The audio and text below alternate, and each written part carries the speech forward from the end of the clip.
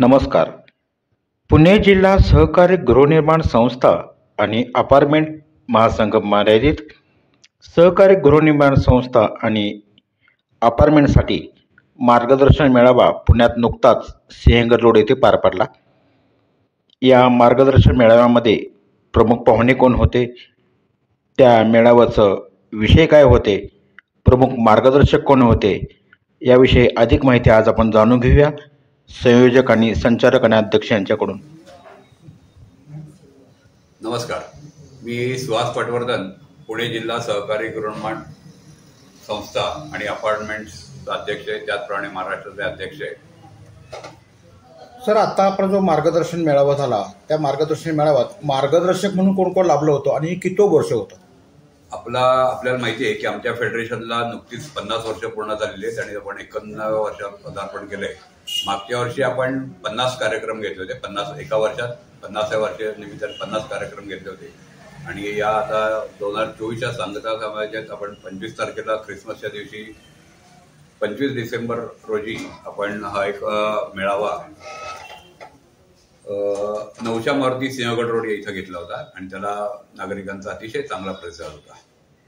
त्याला मार्गदर्शक म्हणून आपल्याला माहिती असेल तर आपण त्या दिवशी आपल्या ज्या राज्यमंत्री नुकत्याच झालेल्या तिकडच्या त्या भागातल्या लोकप्रिय आमदार श्रीमती माधुरीताई सतीश शेठ मिसाळ यांचा आपण सत्कार ठेवला होता. त्या भागातल्या त्या अनेक वर्ष चौथ्यांदा निवडून आलेले आहे आणि आपल्या फेडरेशनच्या अनेक कार्यक्रमात पण उपस्थित असतात. मार्गदर्शनासाठी जिल्हा उपनिबंधक श्री राऊत साहेब होते, अवसारे साहेब होते, आमचे तज्ज्ञ संचालक ॲडव्होकेट कर्जतकर सर होते, त्याचप्रमाणे आमच्या संचालिका मधुरंदा जोशी होते, मृदगंधा जोशी मॅडम होत्या. संपादक म्हणून जे पूर्वी अनेक वर्ष काम केलेले असे मुकुंद संगोराम या समारंभाच्या अध्यक्षस्थानी होते. विषय कोणकोणते हाताळले गेले? पुनर्विकसन संस्थांचं स्वयं पुनर्विकसन, कन्व्हेन्स डीम कन्व्हेन्स में माली हस्तांतरण, ऑडिट इत्यादी अनेक विषय आणि प्रश्नोत्तर असे अनेक विषय त्याविषयी हाताळले गेले. ह्या उपक्रमाला मार्गदर्शक मेळाव्याला पहिली संख्या आत्ताची संख्या याच्यात काय फरक पडलाय का आणि भविष्याचा फरक पडेल का?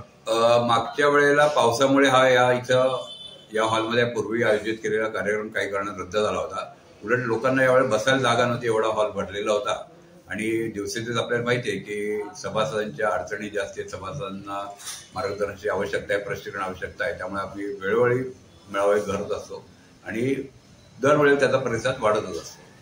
पुणे शहरामध्ये कोणकोणत्या प्रभागात आपण हे मेळावे घेतलेले? पुणे शहरात आपल्याला माहिती असेल तर 6 विधानसभा मतदारसंघ आहेत, अनेक कॉर्पोरेशनचे वॉर्ड आहेत. आम्ही प्रत्येक वॉर्डमध्ये प्रत्येक मतदारसंघात विधानसभेच्या आणि लोकसभेच्या याच्यात आम्ही कार्यक्रम घेतो. 2025 हे आंतरराष्ट्रीय सहकार वर्ष आहे. आपण आता या 2025च्या 2024 संपत आलेला आहे. 2025च्या 2025 मध्ये आंतरराष्ट्रीय सहकार वर्षाच्या निमित्तानं आम्ही अनेक कार्यक्रम प्रत्येक वॉर्डमध्ये घेण्यात येतात. या मार्गदर्शन मेळाव्यात प्रश्न उत्तर आणि चर्चा पण झाली, तर कोणत्या विषयावरती जास्ती चर्चा झाली? आपल्याकडे थकबाकीदार, पुनर्विकसन आणि डीम कन्व्हेन्स मानी हस्तांतरण या विषयावर जास्ती चर्चा झाली आणि त्याला बहुतेक सगळ्या सभासदांचं समाधानकारक उत्तर दिली गेली. तुम्ही ह्या कार्यक्रमाचा अवधी देता, तो पुरेसा वाटतो का तुम्हाला? कसं असतं, लोक वेळ काढून येतात आणि त्यांना पुरेसा अवधी म्हणजे हे आम्ही ठिकठिकाणी घेतो. त्याचप्रमाणे आम्ही सहकार संवाद हा एक ऑनलाईन पोर्टल काढले, त्याचाही पण आम्ही मोठ्या प्रमाणावरचा कार्यक्रम घेतोय. आणि आमच्याकडे सहकार दरबार आपल्या माहितीच वेगवेगळ्या भागात असतात, ते दर महिन्याला असतात. त्यामुळे हे मेळावेचं स्वरूप वेगळं असतं, सहकार दरबारचं स्वरूप वेगळं असतं. हा माझ्या दृष्टीनं पुरेसा वेळ असतो आणि प्रत्येकाचं समाधान झाल्याशिवाय आम्ही हा समारंभ संपत नाही. हा अशा प्रकारचे उपक्रम इतरांना कोणाला राबवायचे असतील तर कोणाला संपर्क साधावा? आमचं फेडरेशनचं कार्यालय 313 नारायणपेठ प्रभात पेपरच्या समोर आहे, जे आमच्या 11 ते 5 ऑफिस उघडं असतं. आमची वेबसाईट आहे, आमच्याकडे व्हॉट्सअप ग्रुप्स आहेत, आमच्या वेगवेगळ्या ठिकाणी आमची विभागीय कार्यालय आहेत. कोणाकडे संपर्क झाला आम्ही आपल्या सेवेसाठी उपलब्ध आहोत.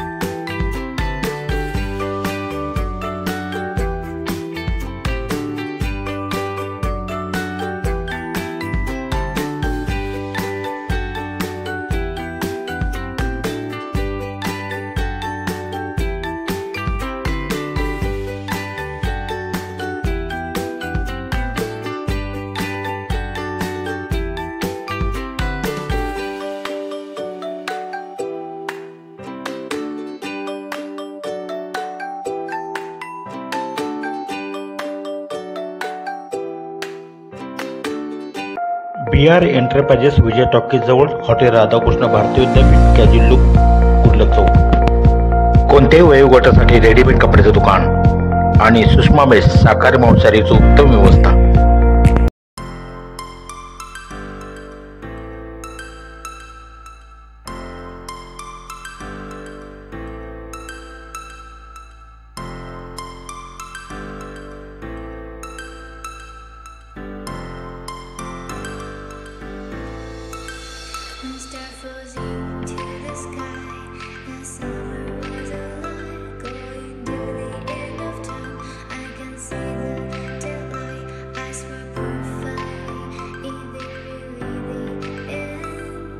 Just